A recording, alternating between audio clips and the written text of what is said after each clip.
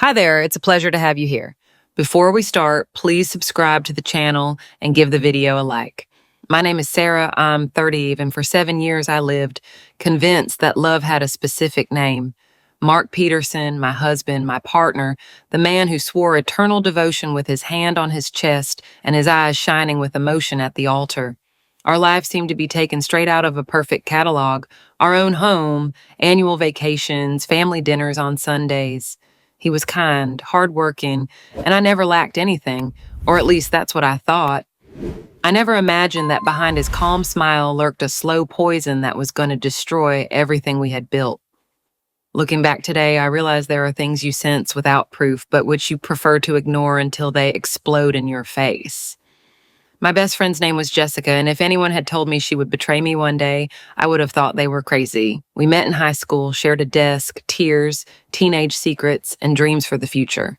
She was the maid of honor at my wedding, the first to know when I thought I was pregnant, the one who brought me soup when I was sick. I loved her like a sister, like an inseparable part of my life. I never imagined that the loyalty I felt was not reciprocal. For years, we lived as if we were an extended family, Mark and I, Jessica, and her husband, Cheyenne. We traveled together, celebrated birthdays, Christmas, anniversaries, all with laughter and drinks in hand. We knew each other so well that sometimes words weren't necessary. A look was enough. They came to our house as if returning home, and we went to theirs with the same naturalness. Everything seemed harmonious until I started looking back and realizing that a perverse play was hidden within the laughter. Jessica was constantly coming over, sometimes unannounced, with any excuse: a coffee, a chat, a new recipe. Even when I wasn't home, she would stay with Mark in the kitchen waiting for me, or so she said. I never suspected anything because I grew up believing that the people you love don't stab you in the back. It felt almost offensive to think badly of her when she had defended me so many times, even more than I'd defended myself. But the blindness of trust is the most dangerous kind of all. One ordinary afternoon, without warning, the routine was broken by a sharp sound. Mark's cell phone vibrated on the dining room table while he was showering. I was clearing the dishes, not thinking anything strange, until I saw the sender's name on the screen, Jessica. It struck me as odd because they spoke often, yes, but never at that hour. Something in my stomach tightened for no apparent reason, a silent alarm I still tried to ignore. I stood still for seconds that felt eternal, my gaze fixed on the phone that continued to vibrate. I hesitated. I knew that opening that message crossed a line, but I also felt that not doing it was leaving myself in the dark. Curiosity burned my fingers, and finally, as if moved by an external force, I unlocked it. My heart was pounding so loudly I could barely hear the water in the shower. And then I saw it. The message said exactly this: I miss you, my love. My blood ran cold, and for a moment I thought I had read it wrong. I looked again, reread it, seeking some absurd justification that would restore my peace. But there was no possible mistake. Jessica was saying that to my husband with that casualness that only comes when it has been said many times before. And he, my Mark, had saved it without deleting it, as if it weren't a betrayal, as if it were nothing. I quickly scrolled through the conversation, sliding my trembling finger across the screen, and every line was a new stab. He called her sweetheart, he replied with ardent phrases. They spoke like two lovers without shame, without guilt, sissy. They talked about meetings, caresses, nights I thought he spent with me, but which were for her. They even mentioned places where I'd also been, unaware that I was the shadow in the middle of their lie. I felt ridiculous, mocked, used. I felt the ground disappear beneath my feet, as if the world had suddenly spun and left me falling. I couldn't breathe, my vision blurred, and I had to lean on the nearest chair to keep from collapsing. The trust I had built for years crumbled in a second, with a simple message. Everything I thought I had turned into a farce, and the worst part was that I couldn't scream because he was still there in the shower, as if nothing had happened. I didn't make a scene, I didn't shout, I didn't cry in front of him. I dried my tears before he came out, forced a smile, and asked him if he wanted anything for dinner. I knew I had to be stronger than ever, and that rage could not cloud my intelligence. I observed him with different eyes, every gesture, every word, as if seeing him for the first time. He was a stranger in my house, in my bed, in my life, and I had to act with a cool head. That night, I didn't sleep. I lay next to him, staring at the ceiling, listening to his quiet breathing, wondering how he could live with that double life without remorse. But between the anger and the sadness, something new began to grow. An idea. I wasn't going to get in to confront him. I wasn't going to give him the pleasure of denying everything with cheap excuses. I was going to do something much more effective. Let his own actions destroy him. Jessica and Ryan, like so many couples who boast of happiness, had the same profile picture on WhatsApp, an image of the two of them embracing, smiling on a beach at sunset. This seemingly insignificant detail gave me the first clue for what I was about to do. If both used the same image, I could play with that without raising suspicion. I focused on the expression on their faces, that false smile that now seemed like a mockery to me. I was certain that photo would be my perfect disguise. It was a carefully chosen image, one of those used to project a happiness to the world that isn't always real. He had his arm around her. She leaned her head on his shoulder, and the setting sun gave them a postcard look. Everything was measured, even the warm filter that softened their features. I knew Mark didn't pay attention to small changes, much less if they came disguised as routine. That's why this simple portrait would be my key to opening a crack in his lie. I thought that if I swapped the contacts, Mark would continue to believe he was talking to Jessica when, in reality, his messages would go to Ryan. It sounded risky, but not impossible, and above all, it was fair. I didn't want them to be destroyed by my words. I wanted them to destroy themselves with his dirty desire and his lack of scruples. I was no longer looking for explanations or apologies. I was looking for the truth to come out on its own, like a poison they themselves would drink. I would only be the one to push the glass to their lips. I waited patiently, observing his movements, waiting for that deep sleep that always overcame him after sex or wine. That night, there were no caresses or toasts, only a silent distance that he didn't notice because he was too busy pretending everything was fine. When he finally breathed deeply, heavily, and turned his back, I knew it was time. I got up carefully without making a sound and went straight to his nightstand. The phone was there, like a treasure ready to be looted. I took it with steady hands, although inside my whole body was burning. I took a deep breath as if I needed oxygen to stay alive, and unlocked the screen with the code I knew by heart. I didn't tremble, I didn't hesitate. I was no longer the naive Sarah from before. I was someone else, one who had woken up with an open wound and a desire to close it with fire. Seeing his contact list was like looking at the pieces of a puzzle that was starting to fit together. I looked for Jessica and Ryan in the directory. I verified that both used the same photo, and then I edited them. I replaced her number with his, keeping the name and image intact. I saved the changes, checked everything twice, and made sure there was no trace of my maneuver. I went back to the menu, closed the phone, and left it exactly where it was. I returned to bed, pulled the covers over myself slowly, and closed my eyes, pretending to sleep, but inside I was more awake than ever.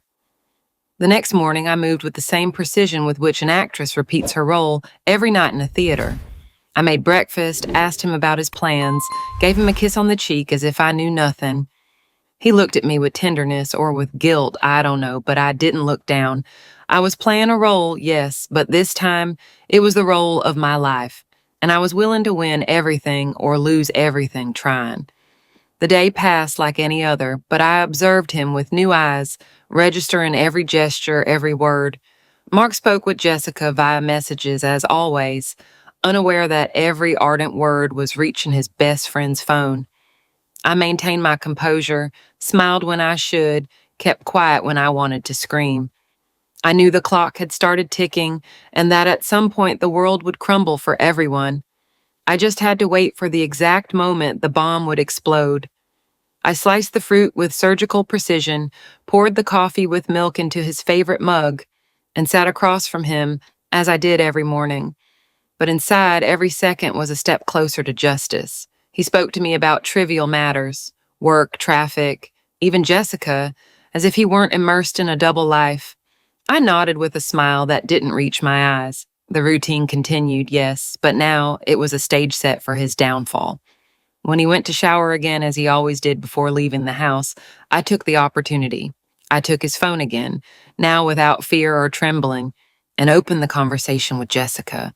What I saw made me feel a mix of nausea and satisfaction. The plan was working. He had written, and he had done so with the same treacherous passion as always. Only now all that poison was no longer directed at his lover, but at her betrayed husband. And best of all, he still didn't know it. I found intimate photos of Mark sent to Jessica, and although they turned my stomach, I couldn't help a twisted smile. Explicit images, provocative poses, messages talking about what he would do to her when he had her naked. It was disgusting, yes, but at the same time, it was the perfect weapon.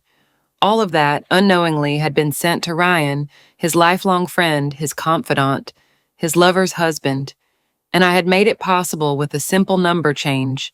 I read words he had never said to me, dirty promises, fulfilled fantasies, confessions of a hidden desire they had been sharing for some time. Mark was telling her things like, "I can't get you out of my head," or "I dreamed last night I had you in my arms," without knowing that every word was a bullet straight to Ryan's heart. The coldness with which they gave themselves away via message chilled my soul. They had turned my house into their hiding place and my trust into their game. But now, the game changed. Everything he thought he was saying to Jessica, Ryan had received, and that was the most ironic part of it all. There was no greater insult, no greater betrayal, no more devastating proof. It was no longer a suspicion. It was brutal evidence written in his own hand, sent with total audacity. I thought of Ryan's face, his reaction upon reading that, his contained rage. And although a part of me was breaking inside, another remained firm, ready to face what was coming. My hands were shaking, not from guilt, but from the tension of knowing that everything could explode at any second. That message was a bomb, and I had lit the fuse without knowing how long it would take to go off. I took a deep breath, put the phone back in its place, and returned to my role as the calm wife. He came out of the bathroom, kissed me on the forehead, and asked if I needed anything from the grocery store. I told him no, that everything was fine. And for the first time, it was true. Everything was about to be fine. I spent the day with my nerves on edge, watching the clock, listening to every sound as if it were a sign. I knew Ryan wouldn't take long to react, that a betrayed man wouldn't stay silent in the face of such humiliation, but I also knew that every second of waiting was worth it, because the blow that was coming wouldn't be struck by me, it would be struck by him. Justice would not come by my hands, but by the truth that could no longer be hidden. And in the meantime, I just had to wait. That same day, as the sun began to set and the sky turned red, the doorbell rang with a violence that made my heart jump into my throat. I wasn't expecting visitors, much less at that hour. Mark got up from the sofa with an annoyed expression, not imagining that his destiny awaited him on the other side of the door. I stayed still like a spectator who already knows the end of the play. I knew that was the moment. The storm was knocking. Ryan was there, red with rage, his eyes wild, his fists clenched. His breathing was labored as if he had been running, or as if hatred was driving him from within. He didn't greet us, he didn't ask permission, he simply pushed the door open and walked in. Mark barely had time to react, to pronounce his name, before the first hurtful word was fired. And what came next was irreversible. Ryan stood in front of Mark with a fury I have rarely seen in a human being. He shouted without filter, he called him a hypocrite, trash, a traitor. His eyes were so filled with pain that they were frightening, and his words were not questions, they were sentences. Mark tried to calm him down, to say he didn't understand, but Ryan's gaze pierced him like a spear. There was no longer any doubt, no escape. The truth was there, bleeding in the middle of the living room. Without warning, Ryan lunged at him, pushed him hard against the wall, and landed a punch directly to his face. The blow was solid, brutal, and Mark fell to the floor, not fully understanding what was happening. I didn't scream, I didn't intervene, I didn't lift a finger. I just watched him from the corner, like someone observing the fall of an empire that no longer had foundations. Mark got up, dazed, with his hand on his cheek, and for the first time, he seemed scared. But Ryan didn't stop there. He gave him another punch to the stomach, doubling him over with a blow of rage, and left him lying on the floor, gasping. He yelled everything he had been silently holding in for years, insults mixed with pain, contained rage turned into violence. No one stopped him because it was no longer just a fight. It was a release, an explosion of accumulated betrayals that needed to come out somehow.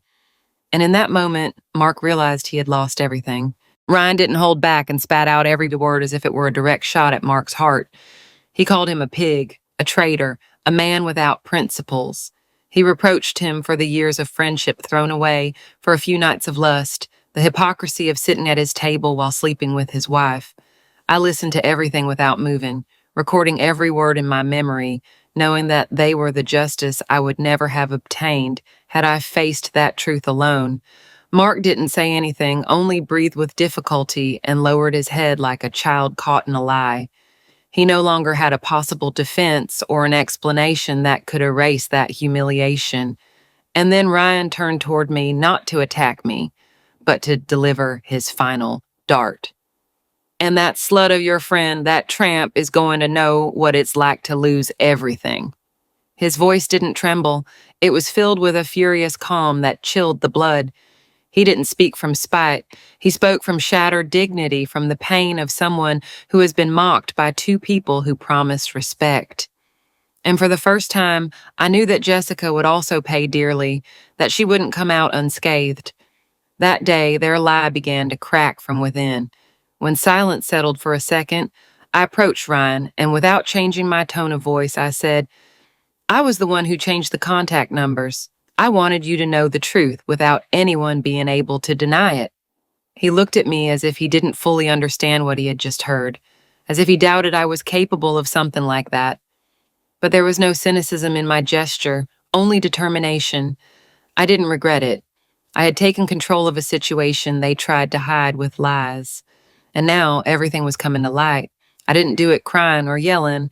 I told him everything with a serenity that only someone who has suffered in silence and decided not to be silent anymore can possess. I explained every step, every sleepless night, every word I read with a torn heart. I didn't need his approval or his forgiveness. I just wanted him to know the truth, because although he was a victim, I was too. And I deserve for someone, at least once, to know how much it hurt to discover everything alone. Ryan looked at me in astonishment, as if he suddenly saw a completely different woman in me. I was no longer just his wife's friend, the betrayed wife, the decorative figure of a perfect life. I was someone who had taken the reins, who had planned a clean move, without violence, but loaded with truth. In his eyes, there was respect and an unexpected spark of complicity. He didn't say anything to me, but a slight nod was enough. He knew that we had been on the same side without knowing it. Mark was still on the floor, not knowing how to react, his face swollen and his eyes full of tears he didn't dare to shed. His voice trembled every time he tried to speak, but none of his words came out coherently. For the first time, I saw him defeated, naked in his misery, without mask to protect him. He couldn't ask for my forgiveness. He had no right. He was just a man broken by his own decisions.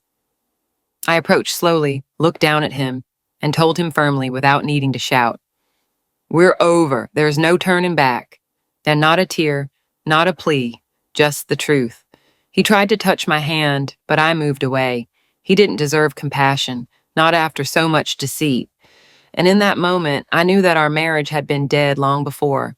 I was just putting the final nail in the coffin. I filed for divorce that same week without beating around the bush, without lengthy explanations.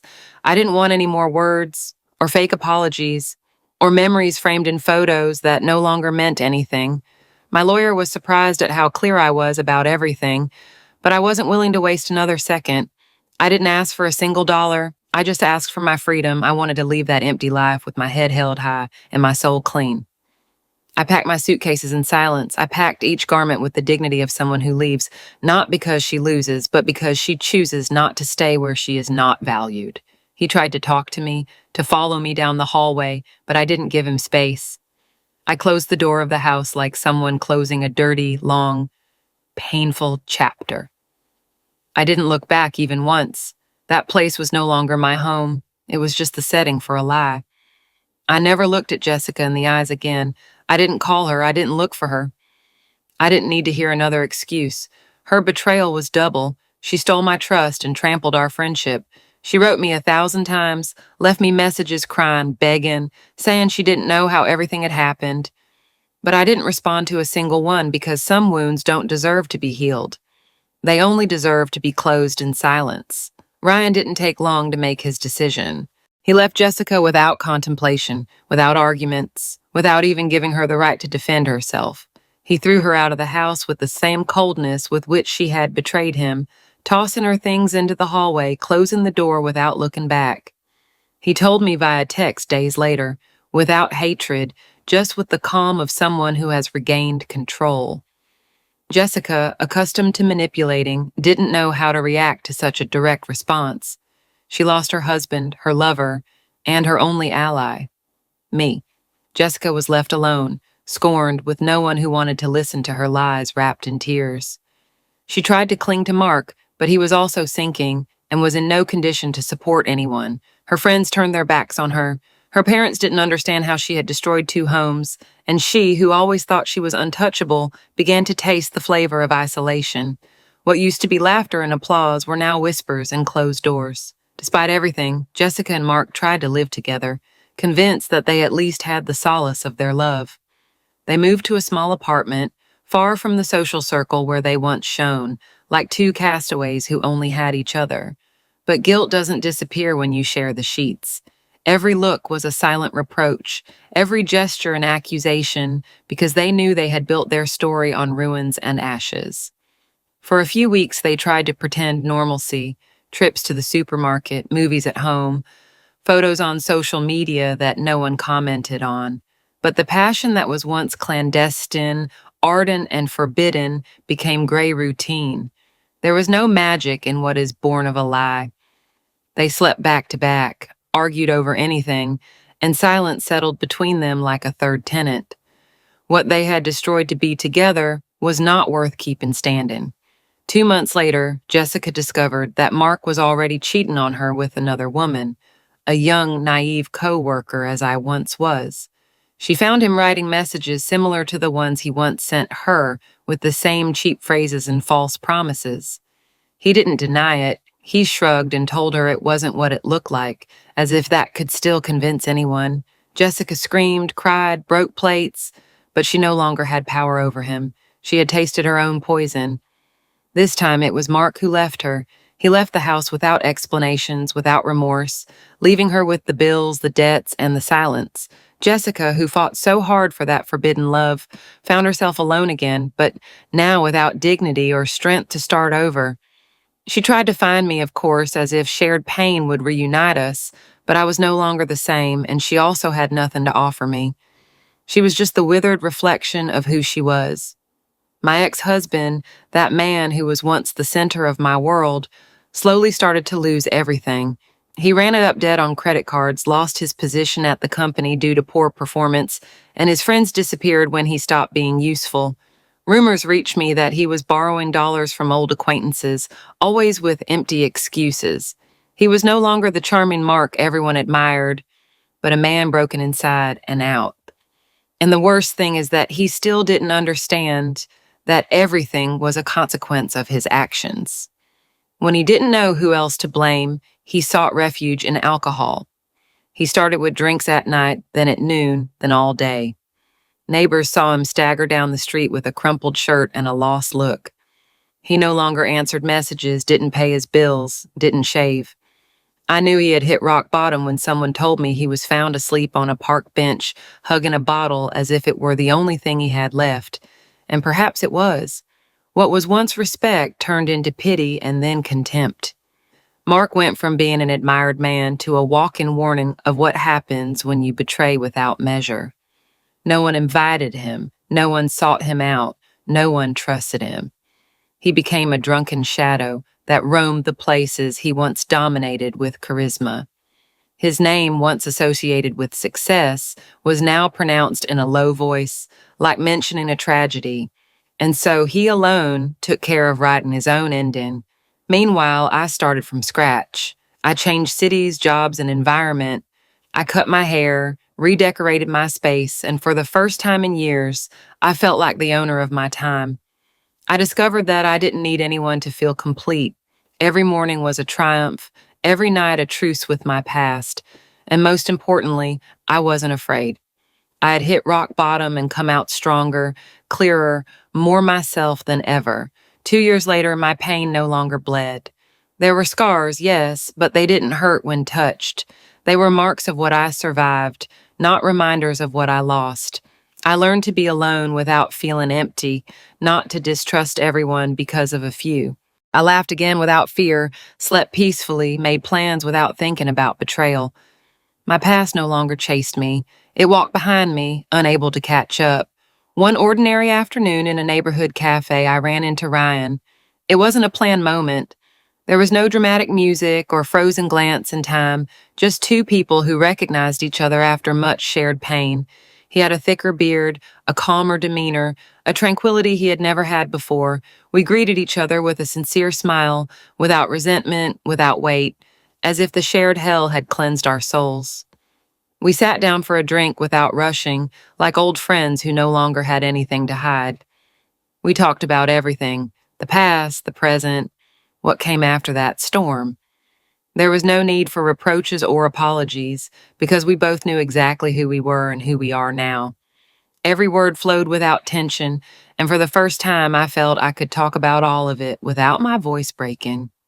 And then unexpectedly we laughed at the absurd, the painful, the things that would have destroyed us before.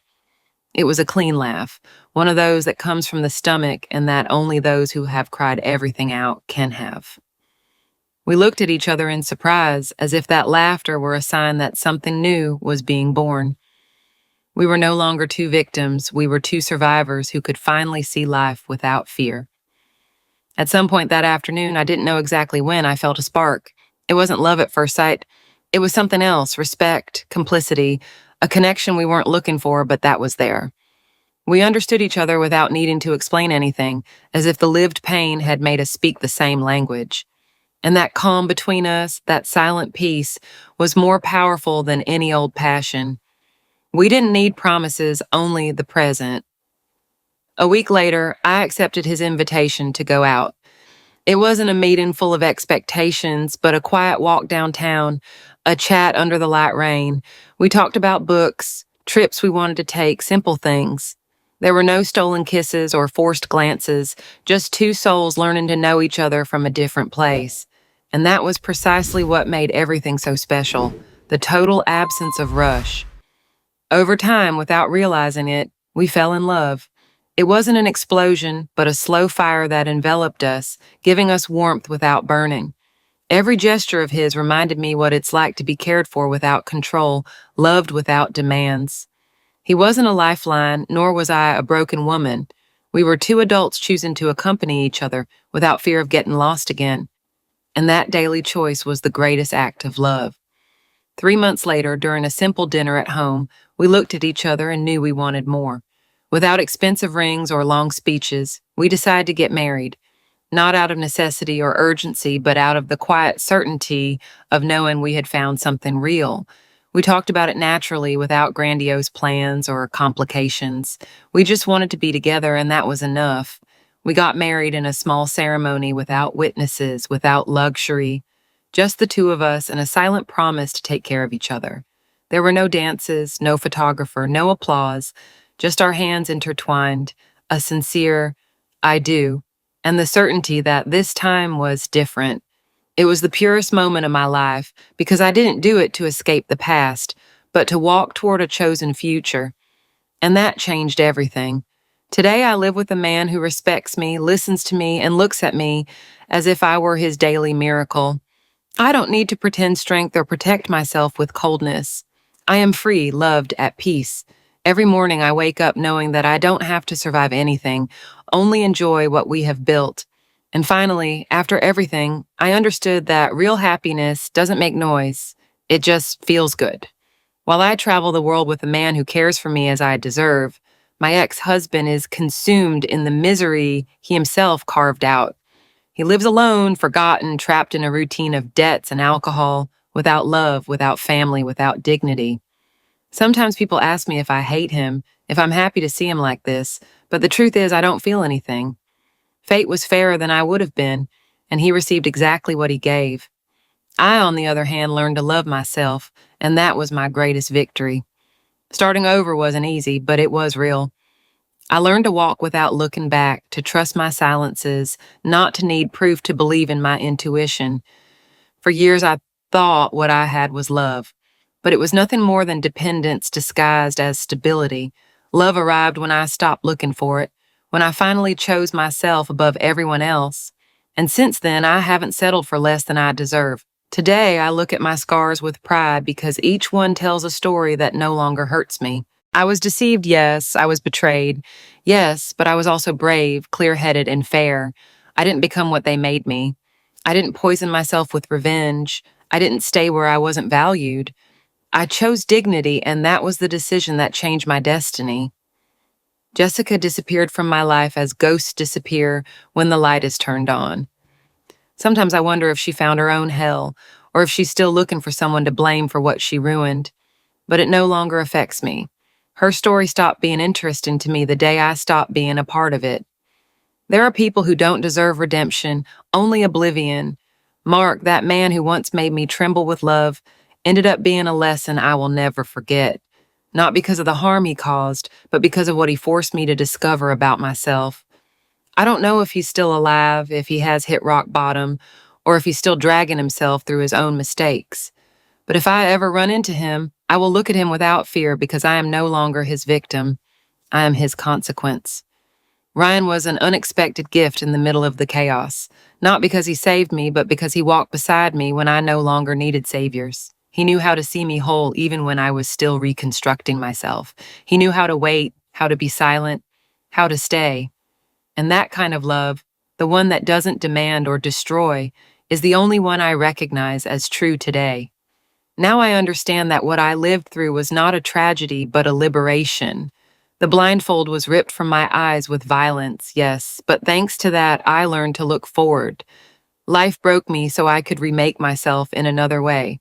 Stronger, clearer, more me. I didn't become a martyr or an avenger. I became a woman, and that is all I needed to be. If this story were to reach other women, I would only want them to remember this. No pain lasts longer than your own value. When you choose yourself, everything that hurts will begin to heal. Because in the end, it's not about revenge. It's about regaining the power of your own story and writing the ending with the ink of your freedom.